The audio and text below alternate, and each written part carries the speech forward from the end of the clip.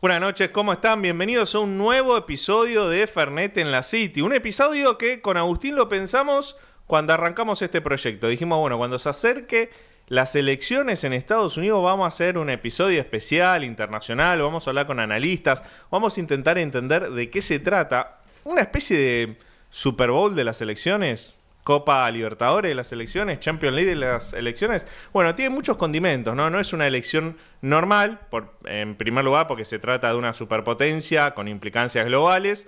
En segundo lugar porque es una elección indirecta. No siempre gana la presidencia o llega a la Casa Blanca quien gane el voto popular a nivel nacional. Y aparte es una elección profundamente federal.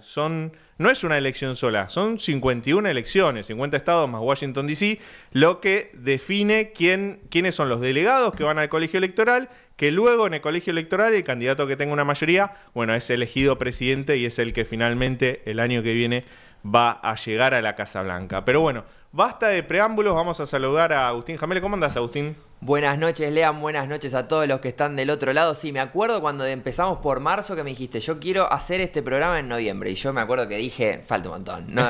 No vamos a llegar. No sé si llego a noviembre, dije.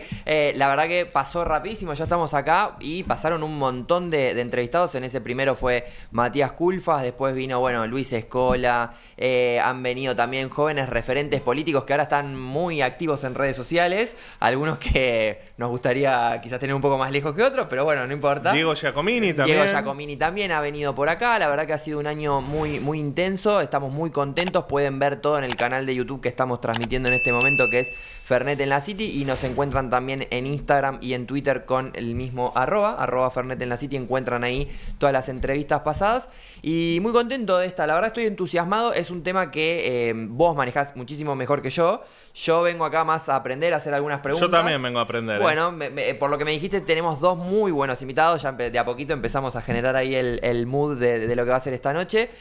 Así que nada, muy contento con lo que hicimos. Y bueno, también aprovecho porque esto no se vende solo, vos ya lo sabés. Así es. Así que aprovechamos también a agradecer a los sponsors que nos están acompañando durante todo este año, que nos acompañan esta noche también. El primero de ellos, Lemon, el exchange. Lo ven por acá, por allá, arriba, abajo. En algún momento por acá están. No aprendimos nunca bien a todavía hacer eso, ya lo vamos a aprender el año que viene. Exchange de criptomonedas, pueden ir ahí, un exchange regulado, seguro para poder hacer las operaciones, ahí encuentran todos los activos. Gracias a Lemon por acompañarnos durante todo este año y obviamente, bueno, este programa se llama así por algo, ¿no? La bebida espirituosa, la bebida espirituosa, que nos va a acompañar a Branca por darnos Fernet durante todo el año. Un Fernet que ha firmado Luis Escola, por ejemplo. Exacto, que se lo ha ganado, bueno, una persona que lo tiene en su casa, ¿no? Sí, que conocemos y demás, así que el único Fernet firmado por Escola en el mundo. Ahí, bueno, agradecemos a Branca que nos ha dado la bebida para todo el año para hacerlo, porque bueno, esto es básicamente una excusa para venir a tomar también. Así es, y bueno, les pedimos que le den a la campanita, que se suscriban, que nos den un poquito de amor, ¿no? Porque esto con la política internacional, no sé si se come, se cura o se educa, pero bueno, hacemos esto justamente para que nos sigan y tiren comentarios también. ¿Qué quieren que hagamos en el próximo Fernet? ¿De qué quieren que hablemos? ¿A qué quieren que invitemos? Bueno, vamos a estar esperando un poco ese feedback. Martín Shapiro, buenas noches, ¿cómo andás? ¿Cómo estás, Lean? Bien, ¿vos? Bien, gracias por la invitación. No, gracias por venir. Y otro analista internacional, Bernabé Malacalza. ¿Cómo andás, Bernabé? ¿Cómo estás, Leandro? Un gustazo estar acá. El gusto es mío. Bueno, gracias a los dos por venir, por tomarse el tiempo de charlar y reflexionar un poquito. La primera pregunta que les quiero hacer es, falta poquito ya para las elecciones en Estados Unidos, martes 5 de noviembre. Ya algunos norteamericanos están votando por correo, de distintas maneras no presenciales. ¿Qué es lo que están esperando ustedes o cómo están viendo esta campaña? Bueno, sí, estamos grabando unos días antes, creo, de cuando esto salga, así que todavía faltan una semanita y poquitito para la elección. Ya han votado más de 17 millones de personas, entre los que votaron por correo y por early voting, el voto temprano que se hace en persona. Esto, como bien decías, no es una elección, sino que son 51 elecciones diferentes, entonces cambia la reglamentación sobre qué se puede y qué no se puede hacer de estado a estado. Pero efectivamente hay mucho movimiento en todos los estados que lo permiten y lo estimulan.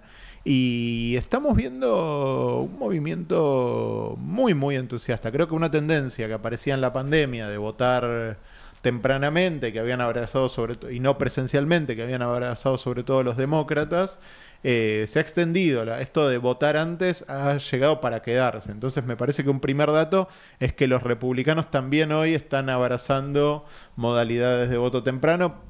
Principalmente esto, no el voto por correo, sino el ir a un lugar de votación presencialmente, pero hacerlo antes del día martes, después del primer lunes de Más noviembre. cómodo tal vez para algunos, ¿no? Más cómodo, y aseguran si hay un problema, si hay alguna cantidad de gente que se acumuló, cualquiera de esas cosas, tener presente otros modos de realizar el acto.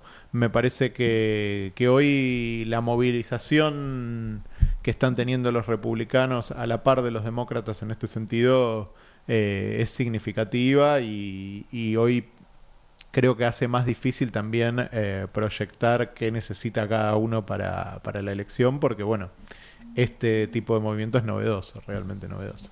Mientras, Agustín, ¿te parece ir preparándolo, Fernet, para que nadie se quede con la garganta seca? Los dos nos acompañan, sí. ¿Con Fernet? Sí, ¿no? Ya que están acá. Están acá, les vamos preparando. Bueno, mientras vos vas preparando, te quería consultar, Bernabé, ¿a qué te recuerda esta campaña? ¿Más a la de 2016, que fue Trump versus Hillary Clinton, o la de 2020, Trump versus Biden? ¿A cuál la ves más parecida? Yo creo que... Mira, por un lado está la elección, digamos, porque es una elección indirecta. En el fondo está a ver quién gana los votos. Puede pasar que gane Kamala directamente los votos, pero que pierda en la elección indirecta, ¿no? En el trasfondo de eso, gane quien gane los votos, digamos, mirando la película, más allá de la foto de la elección, yo te diría que es la elección anterior recargada, digamos, sobre todo por las líneas de corte que se están viendo en la campaña. Y principalmente yo creo que lo cultural, te diría incluso más amplio, es un debate civilizacional, es decir, ¿qué civilización queremos? Así de amplio, ¿no? Digamos. Donde pasan las cuestiones del racismo, por un lado, o sea, cuestiones que tienen que ver también todas las cuestiones de trato a los inmigrantes, las cuestiones de los valores, la reivindicación de los valores tradicionales, la familia, el regreso a las fuentes. Bueno, todas esas cuestiones son culturales, reivindicadas por el trumpismo, que aparecen es una línea de corte central. Y la otra línea de corte es social, te diría, sociocultural, que es los temas de desigualdad. O sea, acá en el trasfondo son los efectos de la pandemia en los Estados Unidos. La pandemia incrementó la cantidad de multimillonarios en un 70%, esa riqueza. O sea, es otra sociedad. Y es otra sociedad con unas líneas de corte mucho más profundas. Que esa campaña hoy, además con lo simbólico de tener a un hombre representando esos valores tradicionales, rico, por un lado, y blanco, y por otro lado a una mujer que representa, digamos, lo opuesto en ese sentido, por el multiculturalismo, es decir, los valores de las cosmopolitas de la sociedad estadounidense, ¿no? Entonces ahí se chocan dos mundos, ¿no? Interesante. Creo que eso es lo que hace que sea algo más recargada que la anterior, ¿no? Si les parece, vamos repartiendo, así vamos tomando calor y vamos tomando envío en la charla. Les propongo un brindis. Vamos tomando por lo pronto. Sí, por lo pronto, ¿no? Muchas gracias por venir, chicos. Gracias, Bernabé. Y por el partido. Sí. Ya vamos a hablar de fútbol también. Hay sobre representación de hincha de Vélez en la mesa, así que... La palabra sobre representación no aplica. No porque aplica. somos un montón. Entonces bueno, no sé, me pareció. No hay. Somos el 50% de la sociedad argentina. Y no hay ningún hincha de Boca en la mesa. Eso es un dato también. Es un dato. Y ojo que con Vélez podemos encontrarnos en diciembre, la Copa de Campeones. De nuevo. de nuevo, porque yo creo que Vélez va a salir campeón. Oh, no, Fuerte. Fuertes declaraciones. Volvamos a Estados Unidos, chicos. Recién Bernabé estaba diciendo algo interesante que me parece que es que hay distintos motivos por los cuales distintas personas van a votar, ¿no? Distintos issues, desde a favor o en contra del aborto, economía, temas identitarios. ¿Hay un clivaje que puedas destacar de todos esos en esta elección? A mí el que más me gusta, porque es novedoso y es global, es el de género. Si vos me decís un clivaje que pesa. Y ¿Te parece va a ser determinante? Bueno, tiene una particularidad ese clivaje, que es que más o menos uno divide mitad y mitad, las mujeres son un poquito más. Creo que es determinante en el tipo de plataforma, en qué cosas se basan los demócratas cuando piden el voto. La saliencia de la cuestión de la interrupción voluntaria del embarazo claramente muestra que esa es una agenda que penetró en la conciencia especialmente de las mujeres, y especialmente de las mujeres que históricamente no necesariamente votaban a los demócratas, y que encontraron que estaban en juego cosas que no se creía que estaban en juego. Porque todas las elecciones los republicanos iban, hacían campaña hablando de la prohibición del aborto, aprobaban leyes en los estados para prohibir y restringir el aborto, pero ninguna de esas leyes podía pasar el escrutinio judicial porque había precedente consolidado de la Corte Suprema. Entonces era todo un poco en broma. No era en broma porque después pasaban un montón de cosas importantes, como las dificultades de conseguir una clínica, pero no se podía ilegalizar la interrupción voluntaria del embarazo. Y que eso se haya permeado, que se haya producido, cambió, me parece, el modo que muchas mujeres miraban esto, junto con después una cuestión, digo, que en el mundo hay una, entre comillas, grieta, porque obviamente muchísimas mujeres van a votar por Donald Trump y muchísimos varones van a votar por Kamala Harris, pero hay una diferencia en cómo están votando las mujeres y cómo están votando los hombres, particularmente frente a las nuevas derechas, ultraderechas, llamémoslo como querramos, que es muy significativa y que atraviesa fronteras de una manera que no sé si hay otros fenómenos que lo hagan. Ahora, el tema... En Brasil también, en Sudamérica, que no es tan permeable a la cuestión de clase, a la polarización educativa, con una izquierda que penetra mejor en los sectores populares. Sin embargo, la polarización de género sí pesa fuertemente. El tema del aborto es interesante que lo hayas traído a la mesa, porque hace poco, relativamente poco, la Corte Suprema de Justicia, de mayoría conservadora, o ultraconservadora, volteó el fallo Wade versus Roe, ¿no es cierto? O sea, por eso está tan caliente ahora en la coyuntura política y social de Estados Unidos. Claro, pero además pasó algo interesante, que es en los estados, no importa cuán conservadores fueran, cada vez que las restricciones al aborto, la permisión del aborto fue a plebiscito, adaptado a cada estado, por supuesto, digo, lo que votaban en California era súper de avanzada en términos de interrupción voluntaria del embarazo, y lo que votaban en Nebraska era contra restricciones las más severas imaginables. Pero digo, no importa cuán conservador fuera el Estado, cuán conservador fuera el electorado, la mayor restricción al aborto fue derrotada y la mayor permisión fue triunfadora. Entonces, lo que encontraron los demócratas es un tema que resonó claramente en la población. Que digo, la Corte sacó Roe versus Wade, pero eso tuvo consecuencias en la conciencia pública, que es algo que no siempre pasa. Sí, perdón, quería acotar algo ahí, porque justamente es un tema que incomodó a Trump en el debate, ¿no? Porque Trump tuvo que salir a decir que no apoyaba la prohibición nacional del aborto, es decir, como que delegaba a los estados esa potestad. De alguna manera se intentó despegar de la agenda anti-woke, digamos, antiderechos, porque justamente por lo que decía Martín, o sea, es una posición piantavoto para los republicanos hoy, estar en contra del aborto. ¿Es piantavoto o es movilizador de rival? Movilizador de votos de rival. Sí, ambas. Yo creo que en ese, además, estando una mujer del otro lado, capitalizó muy bien eso, sobre todo en la puesta en escena y en el debate y en la campaña, y lo ha capitalizado muy bien Kamala eso. Entonces, en esta elección no se ve claramente eso de, digo para el público en general, esto de woke que es, o sea, la agenda, digamos, progresista o en pos de la ampliación de los derechos, entre los cuales está la igualdad de género, ¿no?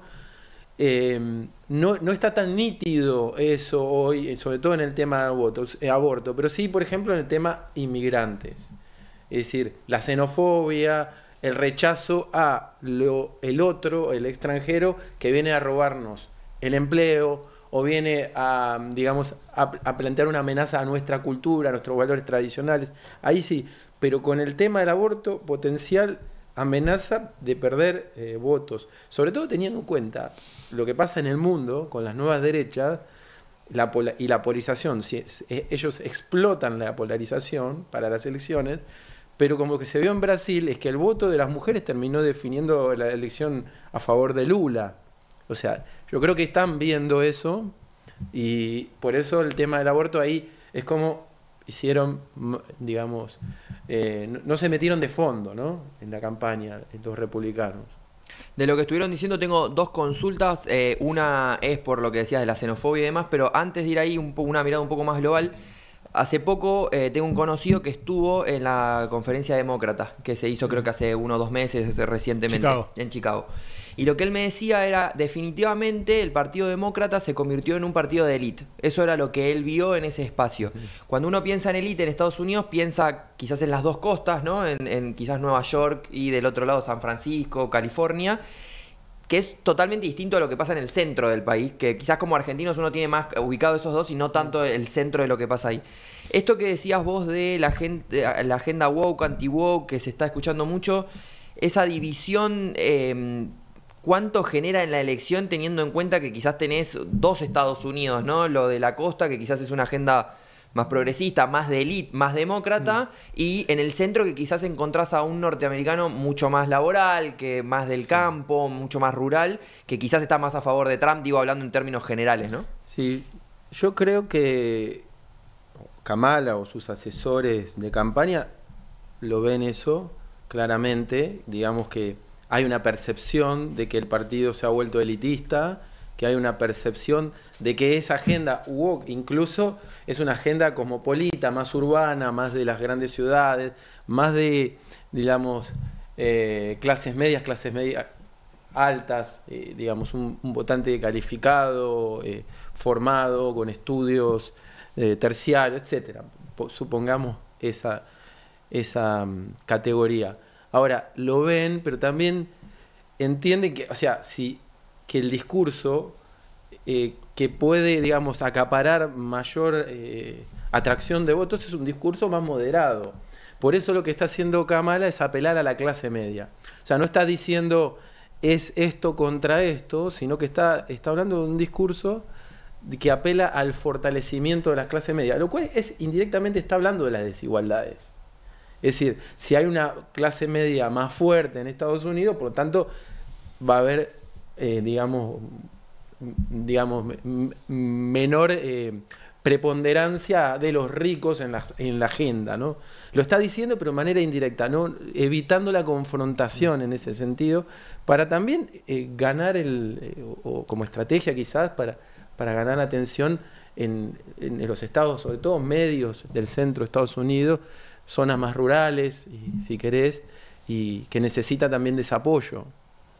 Yo ahí veo algunas cosas. Primero, me parece muy interesante el debate que se está dando en el seno del Partido Republicano, donde muchas veces con las peores propuestas posibles, pero hay gente que está tomando una agenda de clase trabajadora más concreta, porque en general el crecimiento de los votos republicanos en sectores populares, la polarización educativa que muchos vemos, no tenía acompañamiento de propuestas económicas, de propuestas materiales, y ahora empieza a tenerlo. Digo, Trump cuando planteó su neoproteccionismo y cuando dejó de lado las reivindicaciones más vinculadas al equilibrio presupuestario, me parece que abrió una puerta que, a riesgo de ser absolutamente incoherente entre lo que se dice y lo que se hace, yo creo que en política eso es imposible, tenía que seguir llenándose, y hoy en J.D. Vance, en otros personajes como Josh Hawley, el propio Marco Rubio, que uno está acostumbrado a escucharlo aquí hablando de Cuba y de Venezuela, empiezan a hablar de otra manera sobre los sindicatos, empiezan a hablar de otra manera sobre el mercado, con una agenda vinculada a las familias, pero con otra mirada de la relación con el Estado y con el capital, que me parece que está en competencia con otras agendas que hoy son fuertes del Partido Republicano, que hoy está logrando de una manera que no de ninguna manera lo estaba haciendo en la elección de 2020, de 2016, acaparar a sectores nuevos de las élites empresariales estadounidenses. Digo, eso de que el Partido Demócrata era el partido de la élite, en algún punto lo son. Históricamente fueron los dos, de alguna manera, partidos con sectores muy representativos de esas élites, y en algún punto no. Pero sí eran las élites nuevas, los nuevos sectores, los sectores tecnológicos, los sectores dinámicos del capitalismo estaban fascinados con Barack Obama y votaron masivamente por Hillary y por Biden. Hoy vemos que esos sectores, por un lado, ya tienen menos espacio del crecimiento tan dinámico y están más asentados, y están muchísimo más entusiasmados con la agenda republicana, de una manera, digo, de un modo de involucramiento con la política que no tenían las élites más tradicionales, que bueno, apoyaban a los republicanos con plata, pero vos no era normal escuchar al dueño de un banco en un acto diciendo las barbaridades que dice un Elon Musk, pero también un Marc Andreessen, también un empresario cripto. No está ceñido a un personaje excéntrico como Musk, sino que tenés varios, Peter Thiel, tenés un sector, me parece, que como usa remera y dice groserías, tal vez no se percibe como parte de la élite, pero claramente son parte de la élite, claramente tienen una agenda totalmente desconectada de la agenda de clase trabajadora, pero eso compite con una base de votantes que me parece que tiene Trump y que también construye sentido común. Y ves políticos que están en el medio en eso, porque digo, J.D. Vance es un tipo que habla mucho con Peter Thiel, pero que también trata de representar a la clase trabajadora de Ohio, y de pronto están a favor de ser estados... tienen dos tipos de forma de contratación, sindicalizados o no sindicalizados, de ser estados sindicalizados. Josh Hawley está haciendo campaña con el apoyo que le dio el sindicato de camioneros. Es una cosa que uno no estaría acostumbrado a pensar en los republicanos. Entonces, para mí el cambio más interesante se está dando ahí. Y en cuanto a la economía, ¿no? Estos 4 años lo que vimos fue una inflación muy alta en Estados Unidos. Comparada a la nuestra no tiene nada que ver, pero la inflación más alta que vivió Estados Unidos desde la década del 80. Si bien ahora bajó y está cerca del target del 2% de la Reserva Federal, sin dudas de alguna forma incidió en el bolsillo de los trabajadores. ¿Ustedes creen que va a ser determinante a favor de Trump, o sea, en contra del actual oficialismo eso? Yo creo que es determinante. Me cuesta siempre decir determinante, que es lo que decías con el voto, porque ahora va a ser una parte muy importante de por qué la gente está votando a Trump. Cuando uno mira el voto latino, y Bernabé plantea la cuestión de la xenofobia, que es importante, pero el fenómeno que estamos teniendo es el de los latinos y los negros que votan por Donald Trump, que es algo a priori antiintuitivo. No van a ser la mayoría, ni mucho menos, pero son muchos más de los que eran hace 4 y ni que hablar hace 8 años. Florida ya no es un swing state. Podríamos decir que en las últimas elecciones ganaron los republicanos y no parece estar en peligro esa supremacía. No, por eso. Ahora, es interesante lo que pasa con la economía, porque si uno mira la comparación, si uno va contra el contrafáctico, entre comillas, lo de los Estados Unidos ha sido brillante en términos económicos. Es el país del mundo desarrollado que más crece, con diferencia, siendo el más grande en términos de PIB per cápita, no solo en PIB absoluto, que por población lo es. Y además está recortando la desventaja de crecimiento también con China, que enfrenta dificultades. Si uno mira la pospandemia de las grandes potencias, países, creo que solo India tiene una una perspectiva más amistosa que los Estados Unidos. Y sin embargo, la economía de Biden está siendo castigada. Entonces, efectivamente, comparar contra un contrafáctico es difícil y Donald Trump tiene la memoria de lo que fueron sus 4 años, que fueron 4 años de consolidación de una recuperación que se hizo y que fue muy difícil durante los 8 de Obama, que empezó los últimos 2 años y que, si uno mira la tendencia, siguió. Pero el modo en que los Estados Unidos se han recuperado realmente no estaba en los cálculos y no está en la comparación. Aparte están bajando la inflación sin recesión por ahora, quien pudiera, pero bueno, eso, o sea, la macro no se traduce en la micro, o sea, la micro puede ser distinta de muchos votantes. No, evidentemente la gente está... voy a usar un término técnico, me hinchada las pelotas de los precios, de las dificultades vinculadas a la pandemia, y además me parece que hay una sensación de cosas que se retroalimentan. Como si uno mira la economía sola, funciona y los problemas tienen una explicación. Si uno mira el tema de seguridad, también se está recuperando, los homicidios de hecho están abajo incluso de antes de la pandemia, pero tuviste un pico de homicidios, un pico de ingreso de solicitantes de asilo, un pico de inflación y, esto es más difícil de medir, pero un pico de desorden vinculado a tráfico de drogas y sustancias en un momento en el cual desde las ciudades, que son los bastiones demócratas que hablábamos antes, se promovían políticas agresivamente progresistas en términos de justicia criminal. Entonces hay una sensación de desorden que me parece que alimenta a la derecha, que no es necesariamente la economía aislada o la seguridad, sino la mezcla de todo eso me parece que hizo mella, y eso es lo que me parece que también hace que las minorías, particularmente los varones, miren con más cariño al trumpismo. Hablábamos de que son 51 elecciones, no una sola, porque es importante ver quién gana en cada estado, porque salvo en Maine y Nebraska, en el resto el ganador se lleva a todos los electores del colegio electoral, y si junta un candidato 270 electores en el colegio electoral es presidente. Les quería preguntar y que nos digan, que nos recomienden, ¿qué estados hay que mirar la noche del 5 de noviembre para ver para qué lado va la elección? Perdón. Yo quería acotar solamente una cuestión a lo que recién señalaban sobre la economía, ¿sí? Después de mencionar lo de los estados en particular. Yo creo que hay un sentimiento, persiste ese sentimiento en la sociedad de Estados Unidos de frustración. O sea, hay una gran frustración por razones económicas, la propia desigualdad genera frustración. Y todo ese sentimiento de frustración, de malestar, yo creo que en el discurso de Trump es captado mucho mejor que en los demócratas, porque el discurso de Trump podríamos decir que es un discurso religioso. La religión, ¿qué te ofrece? Digamos, te ofrece un paraíso y un infierno, o sea, te plantea un mundo binario donde hay un Dios, un diablo. Te identifica con mucha simpleza el bien y el mal.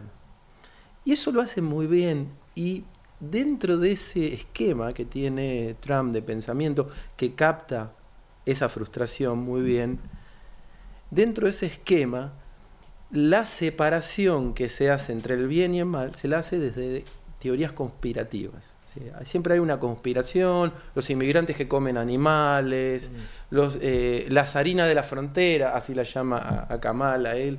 O sea, va estigmatizando con su discurso y a través de su discurso grandes conspiraciones que, digamos, ponen en riesgo esos valores, esa pureza, digamos. Es un discurso religioso. Ahora bien, ¿cómo se alimenta todo eso? De fake news, de noticias falsas, digamos. O sea, las noticias falsas se ha vuelto un dato frecuente de la campaña.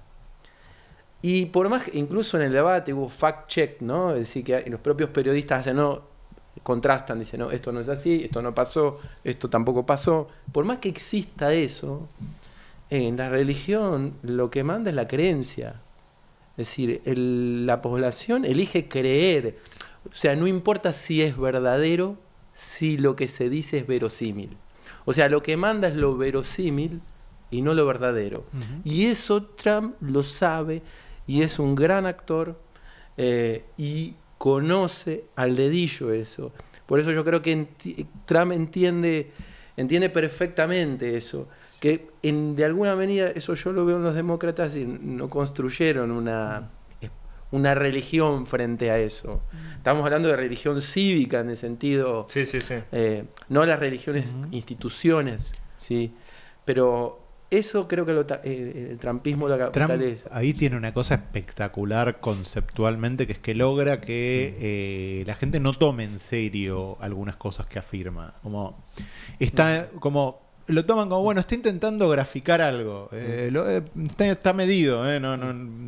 La gente dice, bueno, estaba como haciendo una broma, exagerando para explicar. Entonces, por ejemplo, cuando dice que los inmigrantes haitianos se comen los gatos, él lo puede afirmar sin desmentirlo.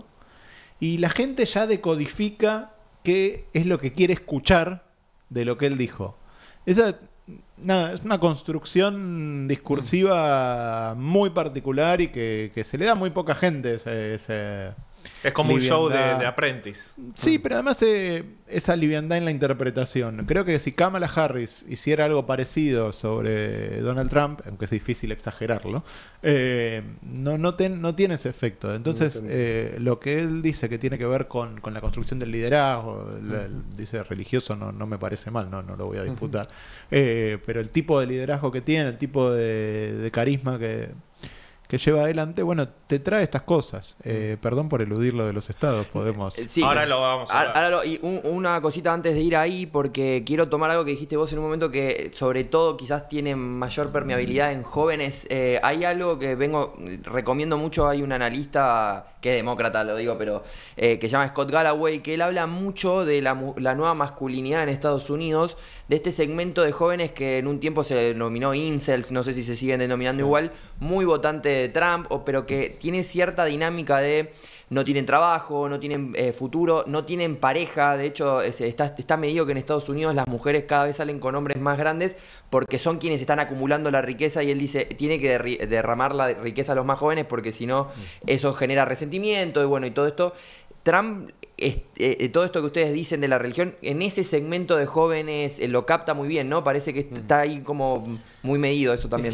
Es que es interesante observar, a veces habla de conservadurismo, en el sentido, uno asocia la palabra a statu quo, digamos, a preservar cosas. Los jóvenes tienden a ser rebeldes, los jóvenes tienden a buscar, como se dice, a buscar un horizonte, ¿no? Porque de futuro, de estabilidad también. Y la diferencia entre un conservador y en este caso un reaccionario como Trump es que Trump sí tiene un proyecto emancipador. O sea, el conservador, el proyecto conservador es preservar. El proyecto reaccionario sí tiene un proyecto de transformación. O sea, busca quebrar el orden existente y busca esa utopía, pero que la utopía no la tiene hacia atrás, sino en el hacer grande otra vez a América, que es un pasado glorioso, que se construye ese pasado y ofrece un proyecto emancipador. O sea, para los jóvenes es, como dice Stefanoni en su libro, la rebeldía, ¿no? La rebeldía es de derecho. Pero por eso mismo, porque yo creo que hay que hacer esa distinción entre conservador. El republicano clásico no lo quiere a Trump.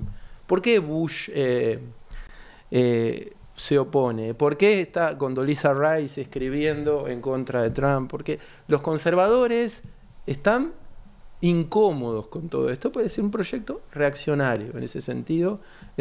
Tiene, digamos, ofrece un horizonte distinto y es un cambio en el Partido Republicano. No se van a escapar. Vamos a los estados. Tenemos un mapa de Real Clear Politics que le queremos mostrar, que en realidad es una proyección que ellos hacen sin estados en disputa, sin swing states.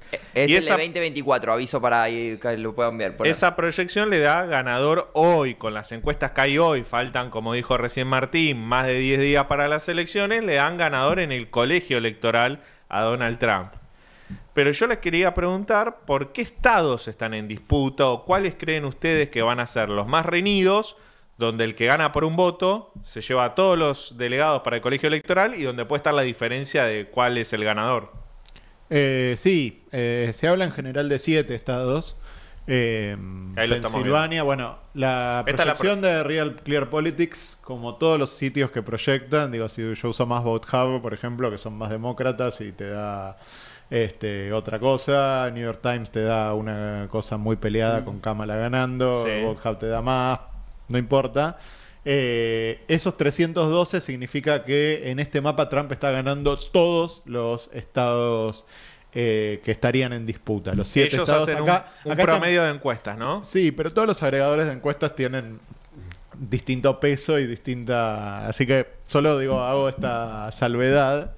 Este es uno de los sitios que consulto, es serio, es bueno, pero bueno, otros dicen otra cosa. Wisconsin, que es el que está con Wii con 10 votos electorales. Michigan, Mi con 15 votos electorales. Pensilvania, Pa con 19. Estos en el nordeste de los Estados Unidos. Sí. Y después Arizona, AZ con 11 votos. Nevada, NB con 6. Y Georgia, GA en el sureste con 16 votos electorales. Son los que van a definir la elección junto con el distrito que acá aparece rojo, el segundo de Maine, y acá en Nebraska aparece con 4 votos. Yo creo que el distrito que tiene Omaha se va a llevar el voto también Joseph Biden, pero digamos, creo que se van a compensar los dos que dividen sus votos electorales. Arizona, Nevada, Georgia, Michigan, Pensilvania, Wisconsin es donde se va a definir la elección. Bueno, miren bien este mapa y ahora te vamos a mostrar otro mapa que es el resultado de la última elección, la de 2020, Trump versus Biden. Y Carolina del Norte, me olvidé, perdón. Y Carolina del Norte. Trump versus Biden, donde ganó Biden y ganó en todos estos estados que vos estás mencionando como los estados en disputa, que la proyección de Real Clear Politics le da a Trump, pero que hace 4 años lo ganaron los demócratas, Biden. Efectivamente, hace 4 años los ganó Biden, algunos de manera muy ajustada, otros de manera ajustadísima. 12.000 votos hubo de diferencia en Georgia. 10.000 votos en Arizona y 12.000 votos en Georgia. También Trump en 2016 ganó muchísimos estados por 1% o menos de diferencia, por eso pudo perder por 3 millones de votos con Hillary Clinton y ser presidente, porque tuvo una distribución muy eficiente de los votos electorales. Me parece que esta elección va a ser más reñida a nivel nacional, si bien Harris es favorita para obtener más votos que Donald Trump. Voto popular. No necesariamente para la presidencia, donde creo que Trump es también haciendo un poquito de interpretación de las encuestas favorito, pero hay que decir sobre todo que es importante que es con las encuestas a hoy, 10 días antes de las elecciones, está reñidísimo, digo, no, y todo lo que uno diga, me parece que esto favorece a Trump o me parece que esto favorece a Kamala, es brujería, ¿no? Digo, la brujería hay que tomarla como brujería, no digan Martín Shapiro está diciendo que va a ganar Trump, porque es, bueno, puedo tener algún elemento de convicción, pero son elementos de convicción totalmente subjetivos. Si uno mira los datos de las encuestas, es una elección muy cerrada que puede equivocarse para uno u otro lado y tomar el error de las últimas 2 elecciones como que es predictivo de esta, para mí es un error, entre otras cosas porque está mucho más normalizado el voto por Donald Trump de lo que estaba en 2020 con la pandemia de contexto y en 2016 con la novedad. Entonces me parece que eso. Antes de pasar para darte también tu lugar para que hagas el mismo poroteo, que vos mencionabas de las encuestas, yo pregunté ayer a una persona que también está muy metida en tema internacional y demás, me decía lo mismo, está muy reñido, pero cuando vos vas a economía, cuando preguntás solamente con quién crees que vamos a estar mejor económicamente, él me decía que saltaba 65% Donald Trump y él me decía fin, como indudablemente sabrán de qué ideología es, ¿no? Pero digo, como ¿eso cambia o sentís que está reñido también en todos lados? No, depende para que voten y ese, digamos, ventaja que tiene Donald Trump en lo económico ha sido relativizada en algunas de las últimas encuestas. Preguntó Associated Press hace poco y daban otros números. Era mucho más claro cuando estaba Biden de candidato eso. Vamos a verlo. Evidentemente el punto más fuerte de Trump es el económico, seguido por el migratorio. Pero yo esa sentencia de fin, bueno, la dejo para los que la usan. Va a ser muy interesante ver los estados que dijiste vos del norte, Wisconsin, Michigan, Pensilvania, y Ohio, que tradicionalmente fueron estados que votaban a demócratas, el cinturón de hierro o la pared azul, le dicen algunos, porque eran estados industriales, ¿no? Y Trump tiene un discurso que reverbera mucho en el trabajador, entonces va a ser interesante ver qué pasa en esos estados. Sí, yo venía siguiendo, o sea, de los 5 que se tienen que conseguir 270 electores, si no me equivoco, 270. Sí, 270. Los 5 estados que más proveen, el primero es Florida, caso perdido, creo, ¿no? Y el segundo es Pensilvania, con 19. Después tenés Ohio, que es el estado del vice de Trump. Tenés Michigan y Wisconsin. Lo que señalan los periodistas, que saben, ¿no? Estas cosas saben los periodistas, ¿no? Yo creo que acá toco de oído, ¿no? Pero entonces lo digo como analista, ¿no? Pero lo que dicen es que hay que ver Pensilvania. Cuando dicen, a ver cómo van las encuestas de Pensilvania. Y si uno observa las encuestas de Pensilvania, cuando fue designada Kamala, pasó adelante abrumadoramente en las encuestas en Pensilvania, pero con el paso del tiempo en la campaña empezó a bajar y ahora está superada por Trump en Pensilvania. O sea, yo no me arriesgaría, estoy con Martín 100%, pero lo que vemos más reciente es que el Trump está ganando Pensilvania. Y eso dice mucho. No sabemos qué va a pasar, pero bueno, creo que hay que ver ahí las encuestas de estados y de esos particularmente, porque ahí te define la elección. Solo para sumar a esa teoría, Elon Musk estuvo tuiteando, o exciando, no sé ahora cómo se dirá, en los últimos días muy a favor de vayan a Pensilvania, estuvo como poniendo el foco en Pensilvania. Está haciendo algo que está en borde de lo ilegal, Elon Musk, que espero que responda como tuvo que responder en Brasil, porque está mal hacer cosas ilegales, pero digo, está ofreciendo dinero a gente que se registre en un sorteo de $1 millón, a gente que se registre como votante en lugares en los que Trump es fuerte.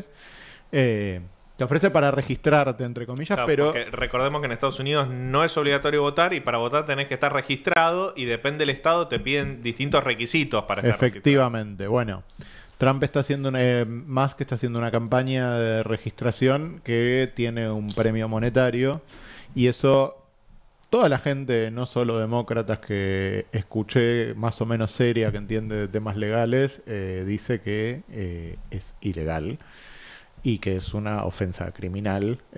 Con lo cual, nada, será interesante ver también cuando hablamos del poder de las élites, qué pasa cuando una persona que es muy reconocida, muy poderosa y que hace contribuciones valiosas como empresario, benefactor social, diría el presidente, tiene un comportamiento tan anticívico como el que está teniendo Elon Musk.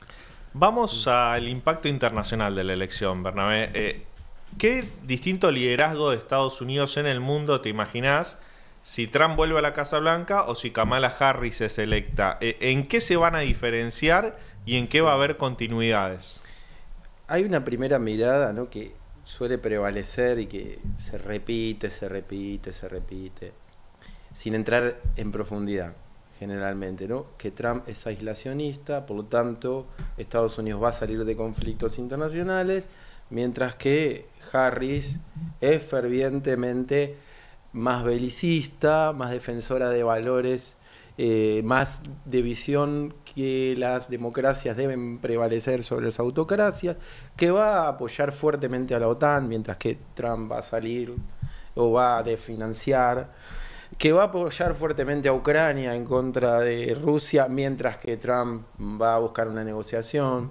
O sea, esa es la mirada en general, si digamos que se suele repetir, ¿no? Uno es aislacionista y otro. ¿Qué va a pasar en Gaza? Lo mismo, ¿no? Es decir, ahí hay un matiz, porque Trump es aliado de Netanyahu y ahí sí Estados Unidos sería con Trump, apoyaría la guerra, no como en Ucrania, buscaría negociación.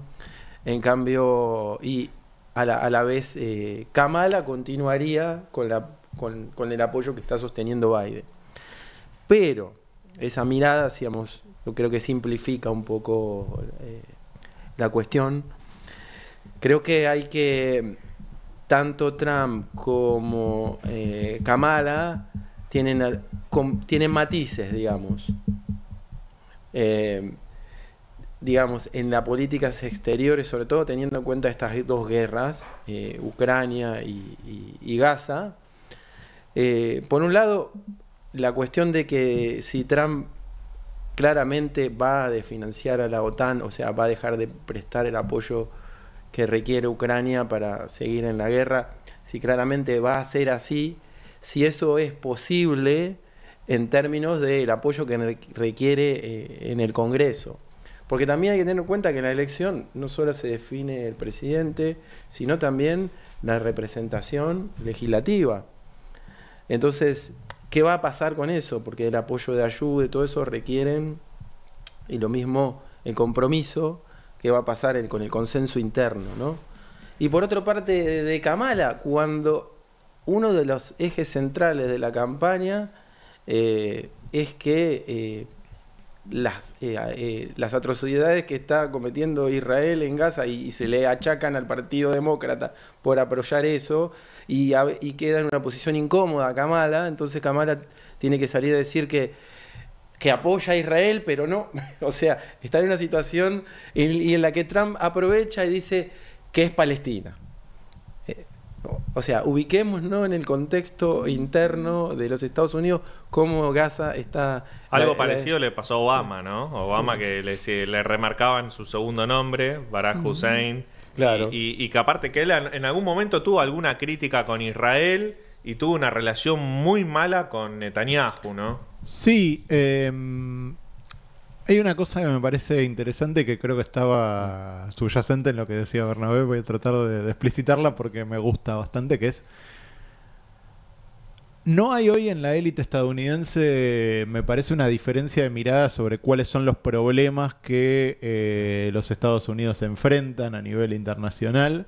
No hay una diferencia sustancial de miradas en algunas cuestiones como el mayor proteccionismo, la necesidad de cierta política industrial, una mayor intervención del Estado sobre qué y cómo se produce, y eso te lleva necesariamente a una mirada menos contemplativa con algunas alianzas y con, sobre todo, el sistema de normas internacionales. Entonces, me parece que la relación con un bloque como el de la Unión Europea es más tirante forzosamente, sin importar si está Biden o si está Trump o si está Kamala Harris en un futuro. La relación con China es densamente confrontativa, sin importar quién está.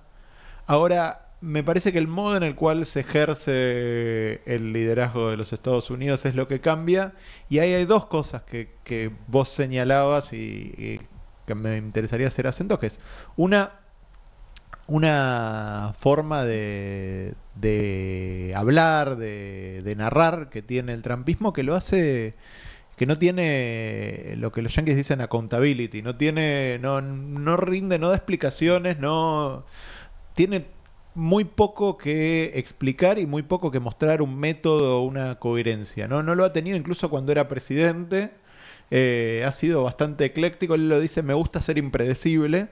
Es impensable en cualquier otro liderazgo ese tipo de impredictibilidad que le permite de pronto hacer un guiño a los árabes estadounidenses diciendo: bueno, Israel tiene que terminar la guerra, ya mató a muchos. Digo, puede decir algo así y ser creíble, entre comillas, y después decir que Kamala es Palestina.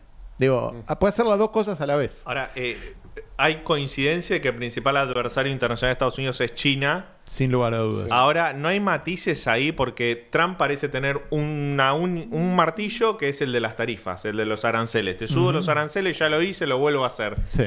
Y Kamala o el Partido Demócrata no tiene como otro set de herramientas un poco más, no sé si sofisticadas, pero distintas, sí, eclécticas.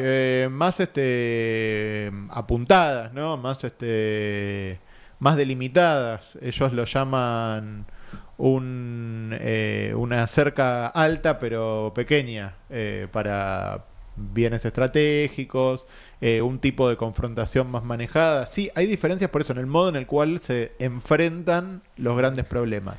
Ahora, si uno espera que alguno de los dos partidos vuelva al credo del libre comercio, la no intervención estatal, que alguno de los partidos vaya a abandonar a algún aliado de la manera en la cual algunos esperan que lo haga Kamala con Israel o los demócratas con Israel, o que lo esperan que lo haga hasta negativamente, digo, como crítica, pero esperan que lo haga Trump con Ucrania, yo no veo el espacio para que eso suceda.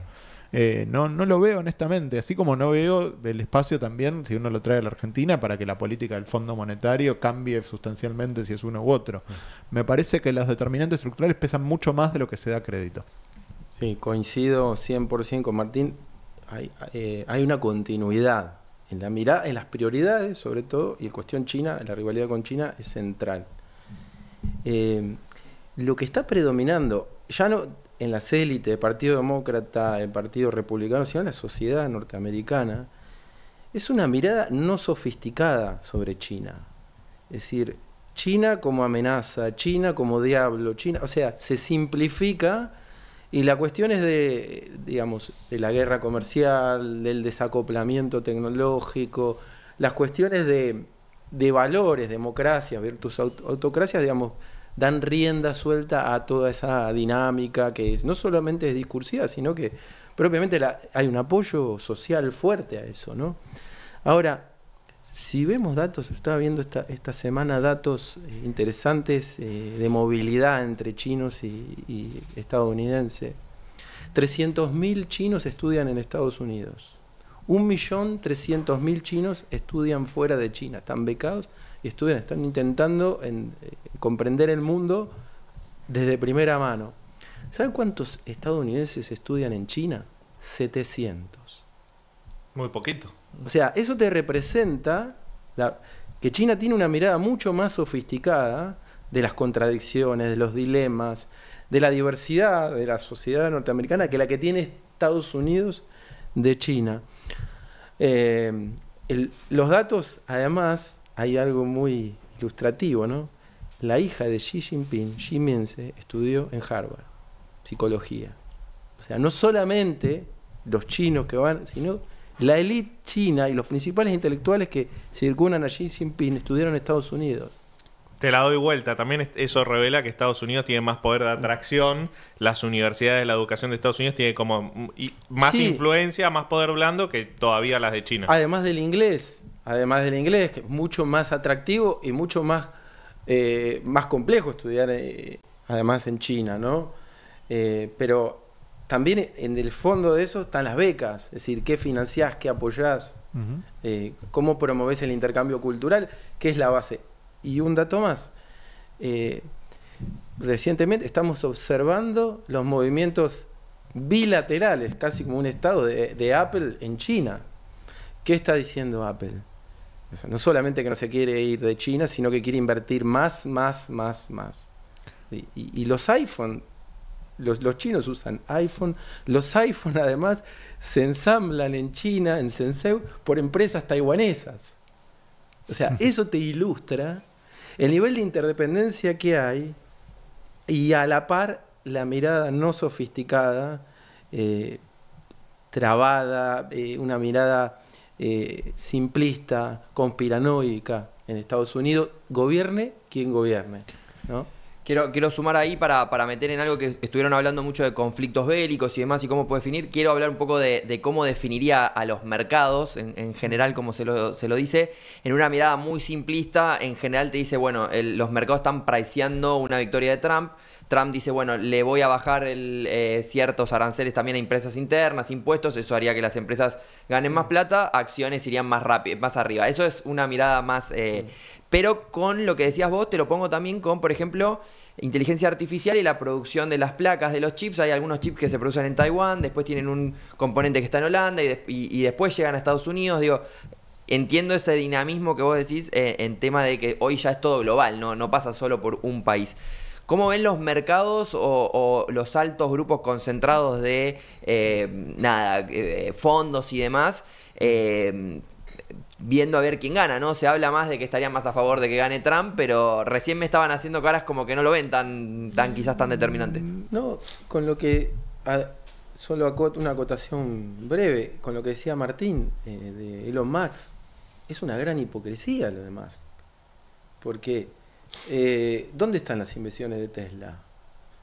¿Dónde está el horizonte de proyección de inversiones a largo plazo de Tesla? Está en China. O sea, por más que se fagocite el desacoplamiento tecnológico, se busque la protección, obviamente que tienen claro ambos, republicanos y demócratas, que necesitan embarrar la cancha, porque la batalla por la inteligencia artificial, la batalla por el 5G, es decir, todo lo que está en juego ahí, los vehículos eléctricos, todo eso, digamos, en algunos puntos están rezagados y necesitan ganar tiempo. Más allá de eso, hay una interdependencia. Entonces, cuando va Xi Jinping a la cumbre de APEC y se reúne con todas las empresas de Estados Unidos, digamos, claramente, o sea, por más que haya un monólogo republicano, demócrata sobre esto, están las empresas. Y las empresas, por eso digo esto de la hipocresía, porque las empresas tienen claro que el mercado chino no se lo quieren perder, salvo Google. Pero Google porque perdió la batalla. O sea, Google perdió la batalla, es decir, porque no pudo ser el motor de búsqueda, porque no pudo sortear lo que le planteaba el gobierno chino en términos de censura. Entonces, como Google salió, Google es un paladín de, digamos, el desacople. Pero tenés una diversidad ahí, ¿no? Sí, ahí de hecho abro un espacio para bueno, que Trump sea permeable de un modo u otro a ser influido por algunos de estos empresarios con intereses en China, que creo que cuando vos me preguntás qué paraicea, entre comillas, el mercado, creo que paraicean que Trump no va a hacer lo que dice que va a hacer, porque si hace lo que dice que va a hacer, como dice un economista que está muy lejos de ser heterodoxo, que es Larry Summers, es la agenda más inflacionaria de la historia de los Estados Unidos y son probablemente las medidas más estúpidas que haya planteado económicamente alguien, que es la tarifa lineal, el arancel lineal del 10% a todas las importaciones sin importar del país que venga y el 60% a China. Eso es un impuesto sobre el consumidor estadounidense que en promedio te debe dar un 15% sobre todo lo que se importa, que te da algo así como 2 puntos extra de inflación por año, una cosa por el estilo, no recuerdo. No resiste políticamente el número, pero digo, es impensable que eso se vaya a llevar adelante.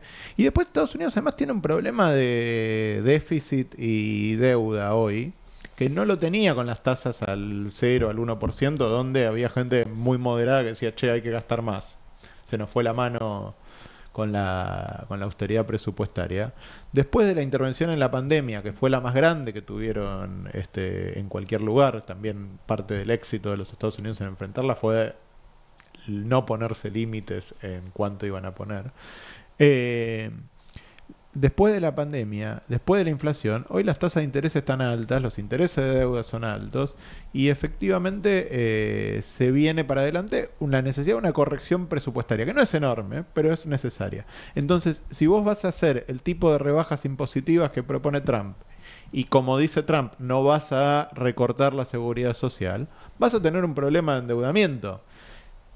En una época, cuando yo empecé a seguir política hace muchos años, porque uno es más viejo de lo que le gustaría, eso para los mercados era un anatema, era impensable, más déficit, más endeudamiento, aranceles. Entonces me parece que cuando uno habla de los mercados, la cuenta que están haciendo es que lo van a controlar a Donald Trump. Y yo, déjame ser un poco escéptico, Trump ha sido bastante razonable cumpliendo lo que prometía. Y cuando no lo hizo es porque no tenía control sobre las instituciones. Digo, no pudo levantar la política sanitaria de Obama porque votó en contra de John McCain, a quien no controlaba en el Senado. No pudo construir el muro fronterizo porque se lo bloquearon en el Senado con el filibuster los demócratas. No pudo avanzar en distintas cosas. Es bastante conocido cómo su gabinete le ponía trampas para que no avance. Y también así como eso, y hoy tenemos a todos sus casi todos sus ex chief of staff diciendo que el tipo es un peligro para la democracia. Está armando un programa económico y político en base a la lealtad de los funcionarios que va a tener. Entonces, esta cosa de lo van a manejar, quédense tranquilos, yo la tomaría con pinzas. Creo que el mercado está haciendo la cuenta de que no va a pasar nada grave, entre comillas, en ese sentido.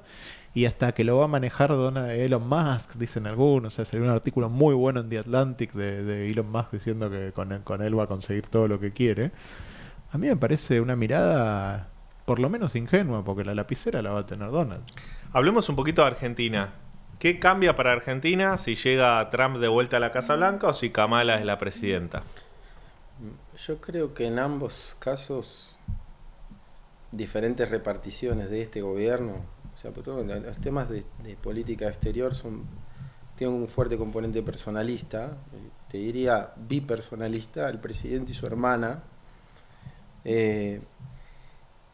Después hay algunos ministerios más que otros que están involucrados con la política exterior, por ejemplo el Ministerio de Defensa, el Ministerio de Seguridad y la Cancillería, con una canciller bastante desdibujada en los últimos meses, aún más por la avanzada que hay de la presidencia, con el secretario de Civilización y con todo el tema de la Agenda 2030, es decir, todo el discurso reaccionario de Milei que se acomoda a este movimiento, entre los cuales está Trump, avanza y tiene un proyecto global, digamos. Este es quizás desde el retorno de la democracia un gobierno que tiene un proyecto eminentemente global, tiene una mirada estratégica en ese sentido. El máximo referente de la libertad a nivel mundial. Sí.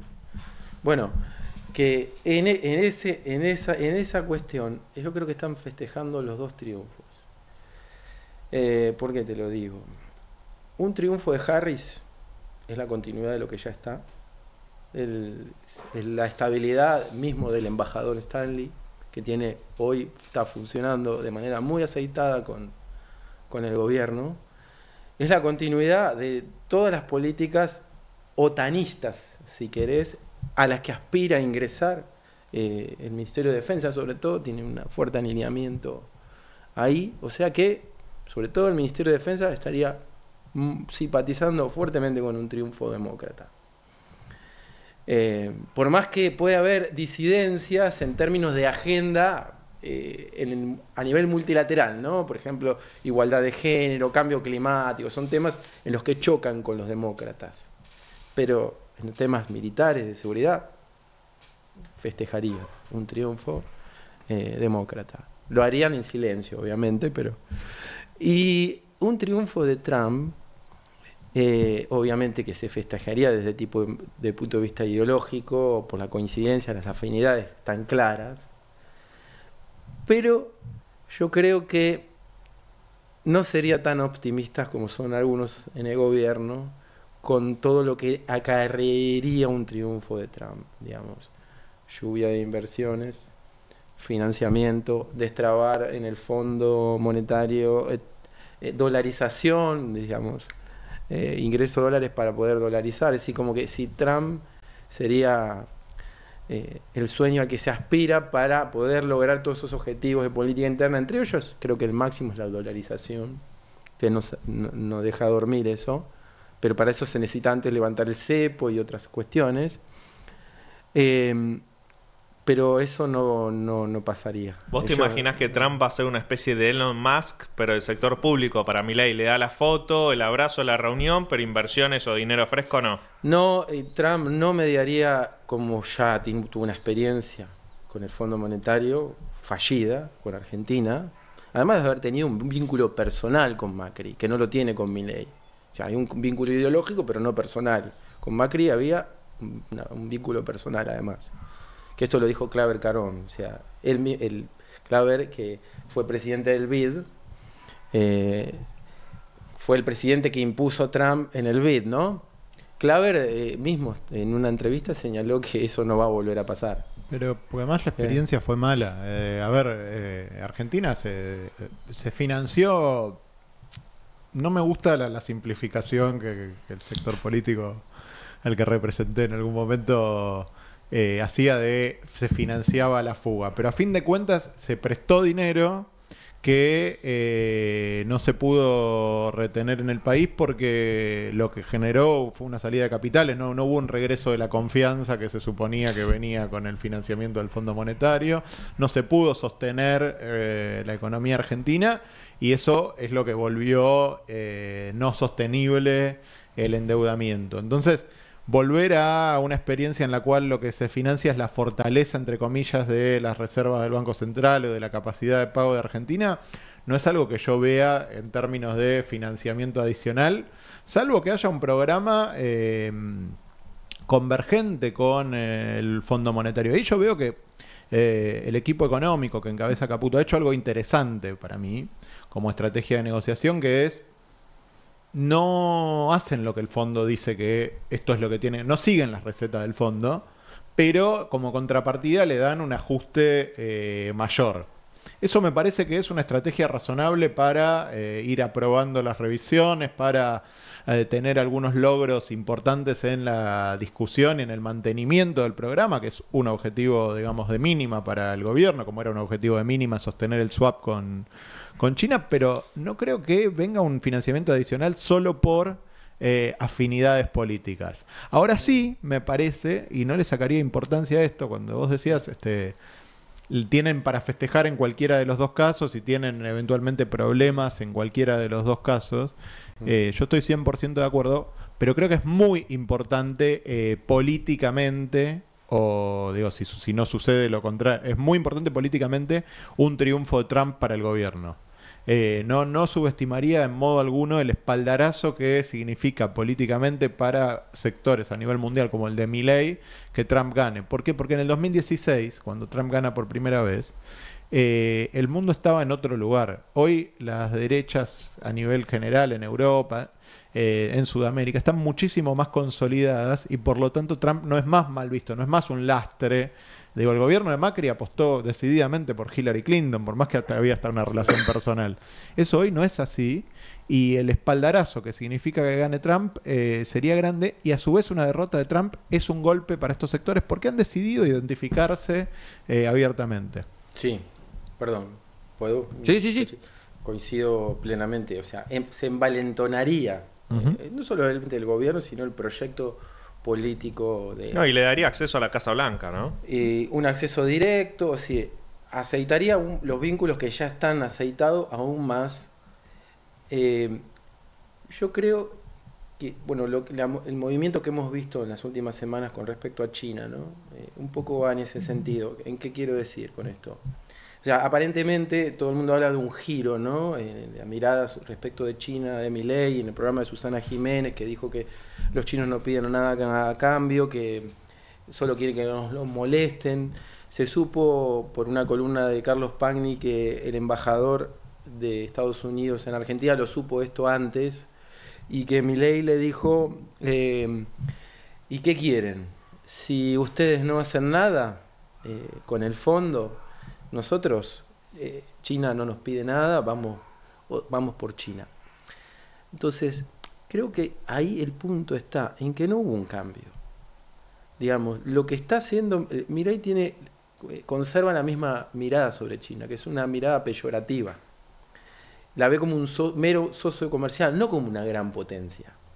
Sigue siendo la referencia de Estados Unidos. Lo que está diciendo, y de alguna manera indirectamente a Trump también, se lo está diciendo ahora a los demócratas, es que China como mecanismo transaccional, ojo que si ustedes no nos apalancan en los temas económicos, nosotros vamos a ir más allá. ¿Qué pasa? La mirada es ingenua sobre China, porque hay una relación asimétrica, porque Argentina necesita el swap y el swap es un mecanismo que tiene China para negociar, que Argentina no tiene, y porque además China sí pide cosas a cambio. No es que no pide nada a cambio, como toda gran potencia. Y, o sea, supone que uno va a negociar de una manera con China, además generándole desconfianza, ¿no? Sí, cayeron en la mirada ingenua del progresismo. ¿Cómo? Cayeron en la misma mirada ingenua del progresismo. Que era la misma mirada que tenía Massa en el último periodo del gobierno, cuando él viajó, ¿se acuerdan del último viaje a China? Que viajó porque estaban las cuestiones cerradas en el fondo. Sé que tenemos los últimos minutos breve, porque me interesa, me parece hasta incluso lúdico. ¿En qué se parecen y en qué se diferencian Trump y Milei? Porque a veces se los trata como son lo mismo. ¿Qué tienen de parecido y qué tienen de diferente?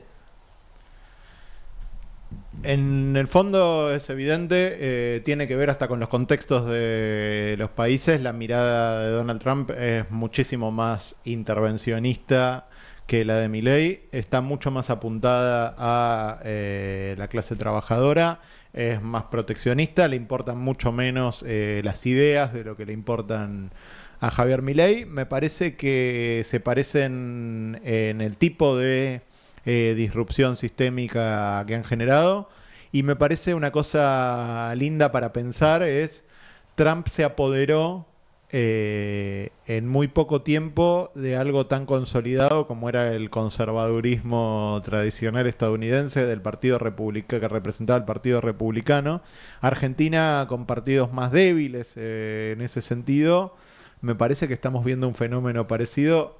Milei se está apoderando del espacio del centro hacia la derecha, y todos los que intentan disputar ahí e intentan disputárselo ahí están apareciendo un poco impotentes en esa disputa. ¿Para vos? Interesante lo que hizo. La diferencia, uno es la copia y otro es el original. Esa es la primera diferencia, ¿no?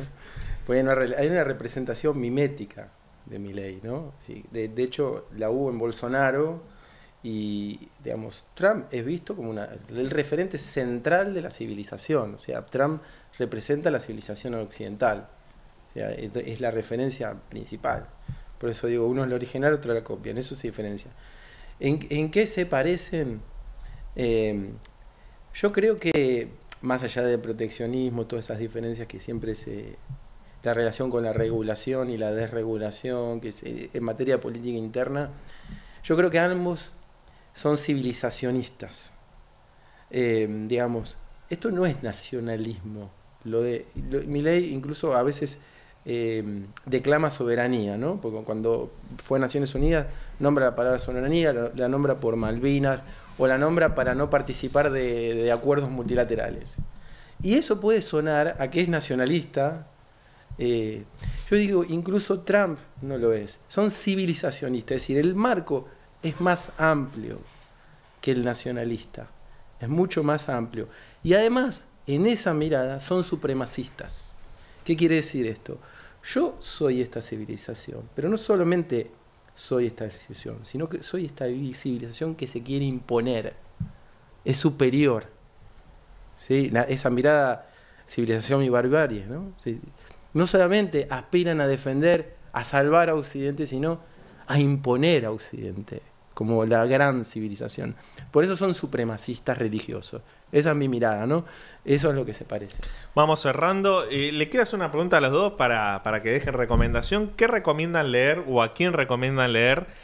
Puede ser sobre Estados Unidos, puede ser de cualquier otro tema internacional. Aprovechando que está de visita en la Argentina mientras grabamos esto, siempre a Dani Rodrik, que escribe en Project Syndicate, escribe mucho sobre temas de comercio, y en este momento en el cual la globalización se transforma, él ha sido un pionero. Además tiene ideas de un progresismo bastante innovador y bastante interesante, navega entre la ortodoxia y la heterodoxia con un resultado bastante feliz, así que lo recomiendo fuertemente. Escribe en Project Syndicate, entiendo que salen traducidas sus notas, así que a Rodrik. Quien tenga acceso también, un economista, Paul Krugman. Y después está su podcast, tienen que poder escuchar inglés, pero a mí me gusta mucho un periodista estadounidense, se llama Ezra Klein, que sirve para pensar en los Estados Unidos, pero también los grandes trazos de la civilización actual. Como tiene una aproximación muy interesante de los grandes problemas, y la hace en general en diálogo con otras personas que escriben sobre estos temas. Entonces, Ezra es una buena puerta, además de ser muy inteligente. Muy interesante la recomendación. ¿Vos, Bernabé? Yo recomiendo dos cosas. Una, a nivel coyuntura y seguimiento de lo que carezco yo, por ejemplo, ¿no? Pues no tengo el tiempo disponible, es leer Cenital, acá el señor, leer a Juan Elman, seguimiento que está haciendo de Estados Unidos. Sí. Hay un podcast que se llama Último Round en Cenital, o sea que aprovechen ahí y son grandes talentos argentinos que están ahí haciendo el seguimiento. A mí me está atrayendo leer a los propios trampistas. Es decir, más que leer reflexión crítica que pueda haber desde alguien que piensa como yo, sino alguien que no piensa como yo. Para conocer cómo piensa. Sí, y sobre todo leer los informes de la Heritage Foundation, que es, digamos, hay algunas, hubo rispideces ahora en la campaña, cuánto era de lo que va a hacer Trump, de lo que dice la fundación y cuánto no. Pero hay que leer porque sobre todo tienen el prisma civilizacional, qué es lo que están viendo, qué es lo que está en juego. Y volvería a lecturas. Volvería a leer El choque de civilizaciones de Huntington. Mirá. Volvería a leer sobre todo la preponderancia que tiene la cultura en las relaciones internacionales. Bueno, para no ser tan ñoño con las recomendaciones, voy a sumar dos cosas más fáciles y accesibles también. El último libro de Tocatián sobre la relación de Argentina con el mundo me parece valioso y fácil de acceder. Consejos no solicitados de política internacional. Además, un diálogo muy fácil de lectura. Y en Netflix hay una película que se llama Elegía Hillbilly Elegy.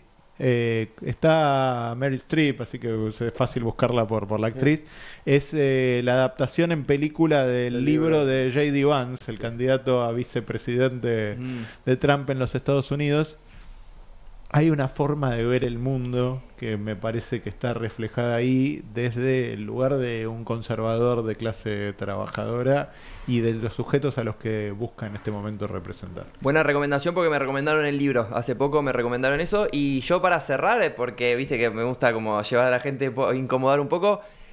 ¿Saben que tienen su candidato de quién gana o no? ¿O no se animan a decir quién gana en la elección? Creo que vos dijiste algo de Trump. Yo lo dije, me parece, no lo tomen como una certeza, ni mucho menos. Lo que vos crees, sí. Pero si yo miro las encuestas, las tendencias y el error, y tengo muchas razones para pensar que estoy equivocado, pero creo que el ganador va a ser Donald Trump. Y un poco lo dije con Pensilvania. Sigamos en Pensilvania. Yo coincido con vos, Martín. Yo creo que está todo dado como para que eso suceda. Puede no suceder, ¿no? Creo que con Biden era clave, claro que ganaba, me parece que ahora, pero me parece que gana Trump. Pero claro, hubo un giro en la campaña con la salida de Biden. ¿Por qué no puede haber otro de acá? No. Yo me dejo un espacio para la esperanza, porque además creo que es un mundo mucho más horrible si gana Trump, pero creo que va a ganar. ¿Cómo la pasaron, chicos? Excelente. Muy bien, muy bien. ¿Estuvo bien el Fernet? No me lo terminé porque, me gusta mucho hablar. Es el primer invitado que no lo toma. Es el primer invitado. No lo terminaste.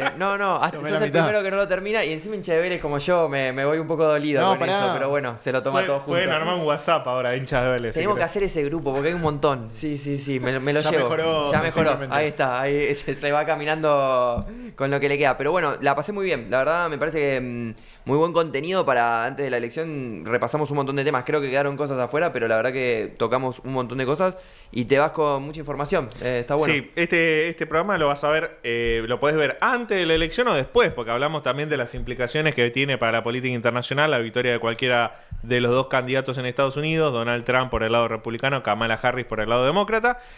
Bueno, esto fue todo, ¿no? Solo para recordar, recuerden todas las redes, YouTube, Instagram y Twitter, todo es Fernet en la City, ahí van a encontrar el programa entero y también recortes que vamos haciendo. Agradecemos especialmente a Cande Contreras, nuestra productora ejecutiva, Celeste Gerardi en redes sociales y el genio de Guido Dario haciendo toda la edición. Le mandamos un abrazo porque, bueno, la verdad que nos salva con todo. La verdad que sí, la verdad que sí. Ha trabajado un montón este año, así que le agradecemos mucho a Guido.